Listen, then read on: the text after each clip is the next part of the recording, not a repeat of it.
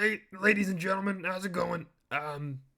We're here with a quick little video. Basically, today what we're going to talk about is kind of just some of my options trading strategy. Not that many people really care, but kind of go into what I'm looking for. Reason being is we recently acquired a couple different options contracts.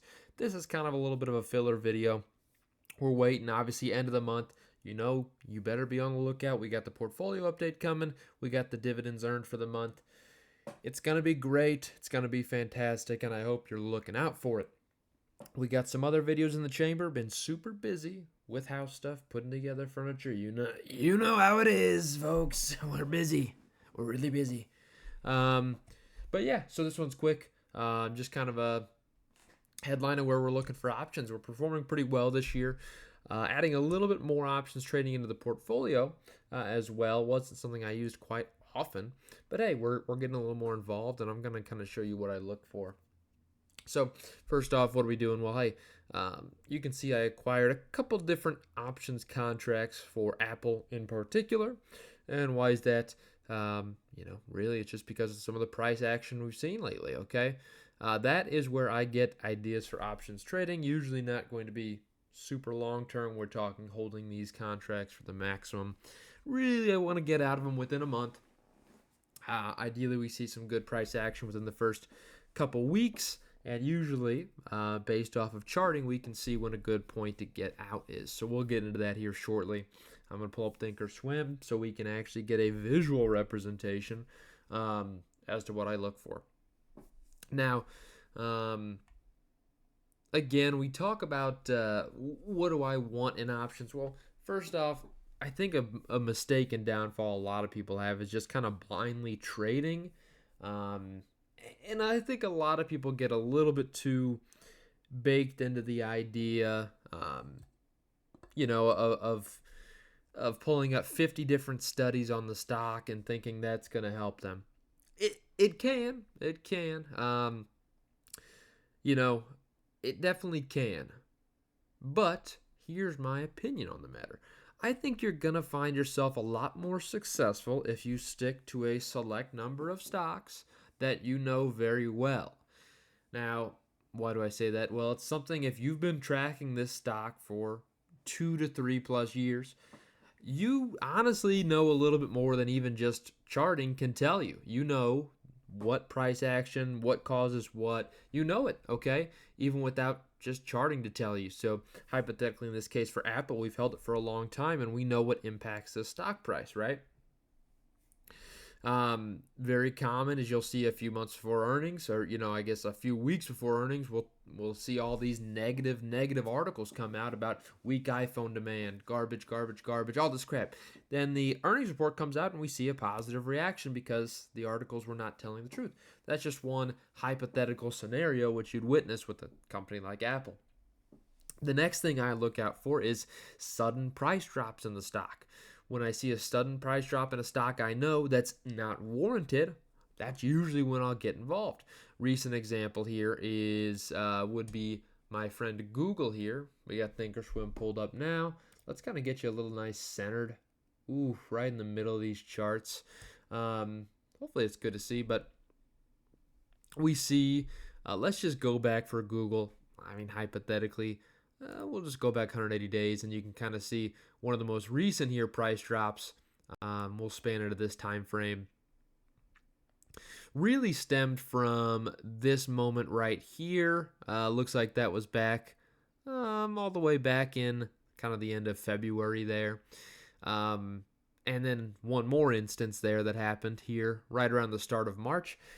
And this is one where I definitely made a decent bit of money, and the reason being is this was honestly an unwarranted drop.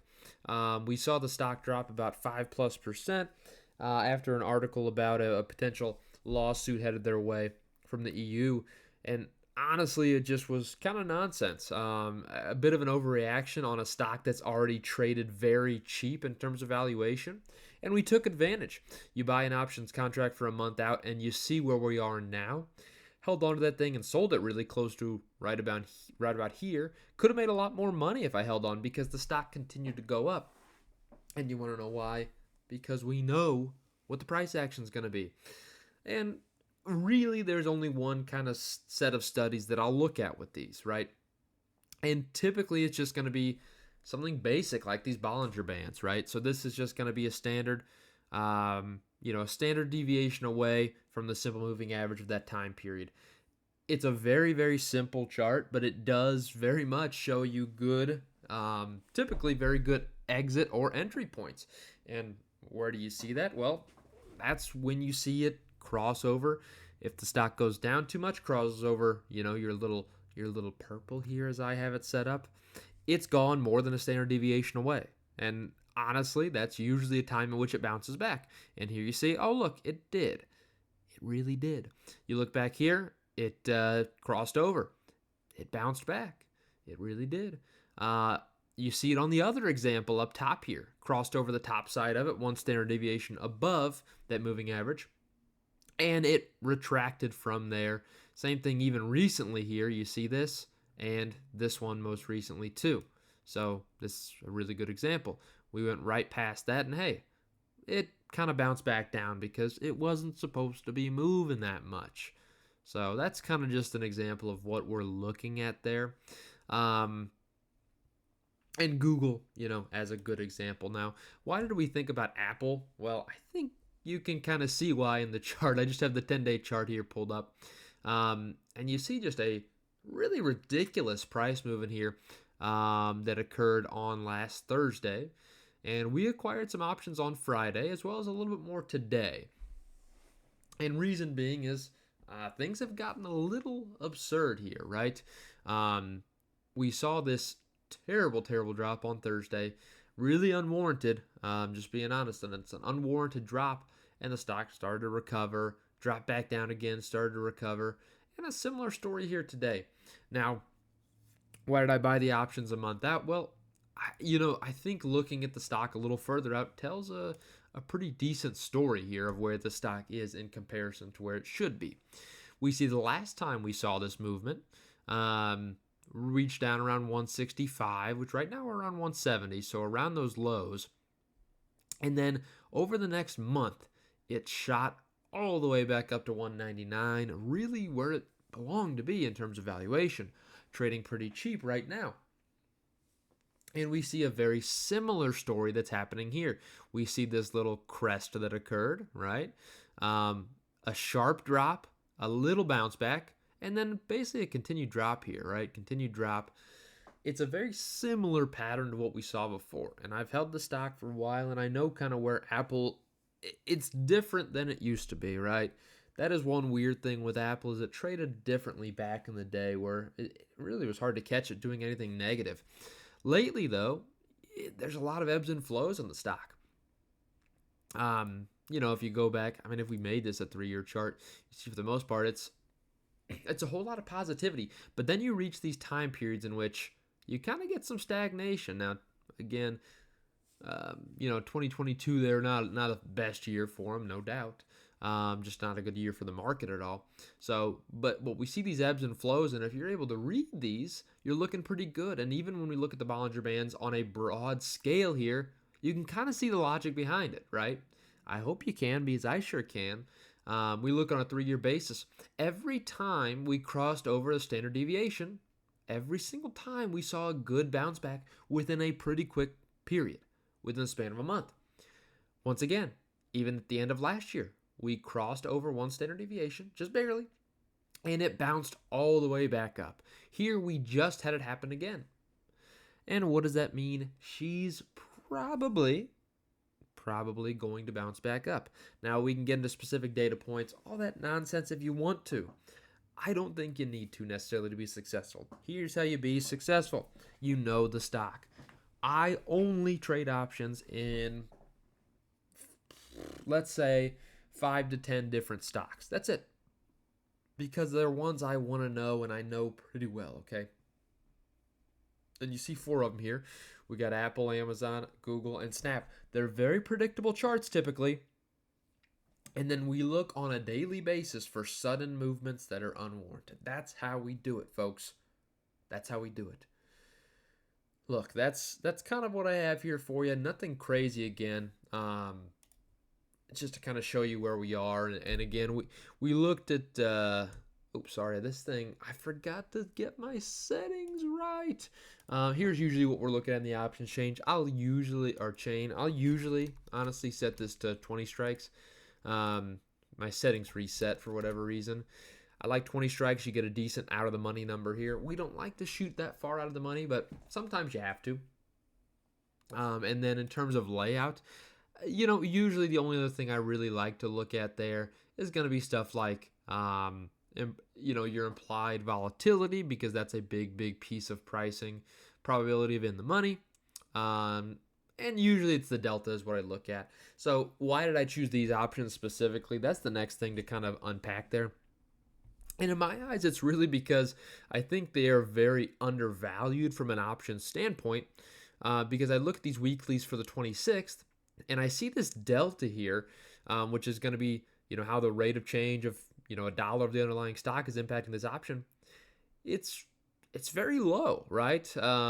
It's very low. And I think when I look at this, that gamma will accelerate this delta to the positive for me. The change in the delta is the gamma, because it's not valued. I don't think it's valued where it should be. You even go to May 3rd and you look at the same contract here, hypothetically just the 185 that we're looking at. It's 19 cents there. The delta's already impacted by really, about 70% extra. And in my eyes, I just don't see that being the case. Now we go out to May and you see the delta way higher, way higher here up at 23. Kind of natural the further you get out. Obviously, they're going to have that delta be a little bit higher. But, man, I don't know. I look at these ones from April 26th, and they just seem cheap. I mean, I don't know. They just seem kind of cheap to me. That's my opinion of the matter. That's why we did that. And the ones for May, I only bought the 180 call. There's no doubt in my mind it was a higher dollar value. These two I got because they were just dirt cheap to begin with. We're slightly down on them. I don't think we will be for long. They're a month out. And this one was 2 months out. This one for May 17th. It was just dirt cheap, man. This morning I picked them up dirt cheap. $294 total, $294 contract. Only bought the one contract. Again, if you know me, I don't gamble too much on these options. I don't want to put too much money at stake because things can go, regardless of the research, things can still go wrong. And they do for 95% of traders. They don't make profit when they're trading options consistently daily. It doesn't happen. 95+% don't do it. So that's why we be careful, and you need to be careful too. Don't go too nutty, but when you see a pattern that you can't resist, it's juicy, like Apple is right now. This is a Honey Crisp. It's absolutely juicy, just teeming with juice, flowing out when you take a bite. Holy smokes. We're not talking about one of those dry red delicious. I'm tired of it. Overrated apple. Get it out of here. This apple, run by Tim Cook, is a juicy Honey Crisp apple, flowing with flavor. I'm going to put it in the juicer, get half a cup of freaking juice from one apple. That's how juicy this play is, and I hope you're excited about it. It's not disgusting. It's DiGiorno. Ladies and gentlemen, I hope you enjoyed it. If you want more content like this, let a naysayer know. That's all I could tell you. I want to know. Bye. I hit the wrong button. Don't say anything to anybody. I didn't hit the wrong button. It just didn't stop recording.